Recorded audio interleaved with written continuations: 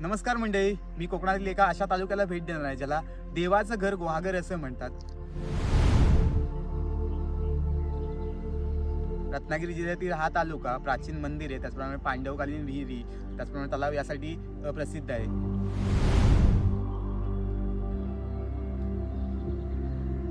यातीलच अशा एका वास्तूला आपण भेट देणार आहोत.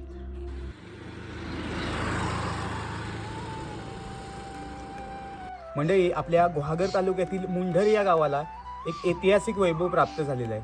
या ठिकाणी पांडवाची काठी नावाची ही जी शिल्प आहे, हे प्राचीन शिल्प आपल्याला पाहायला मिळतं.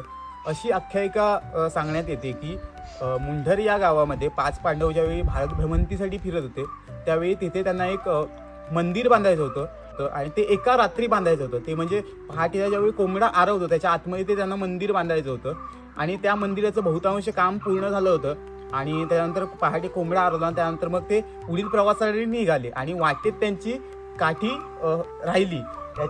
याच्यामुळे ते हे शिल्प या ठिकाणी पाहायला मिळतं. या शिल्पामध्ये युधिष्ठिर, भीम, अर्जुन, नकुल, सहदेव या 5 पांडवांची शिल्प आपल्याला पाहायला मिळतात. त्यांनी ठिकठिकाणी असलेल्या मूर्त्यांना त्यांनी एका रात्रीच पूर्ण केले.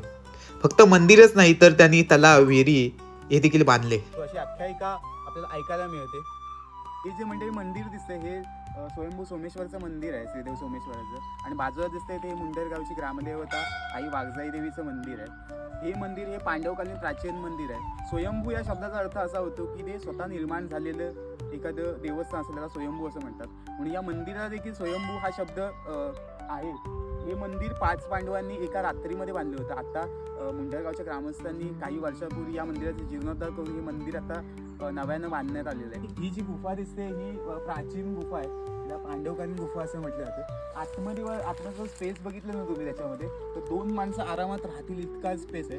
आम्ही जेव्हा लहानपणी इथे यायचो त्यावेळी या कातळावरती असं एक शिल्प होतं ज्याच्यामध्ये 5 मूर्त्या होत्या असं सांगण्यात आलं होतं ते त्यावेळी आम्हाला.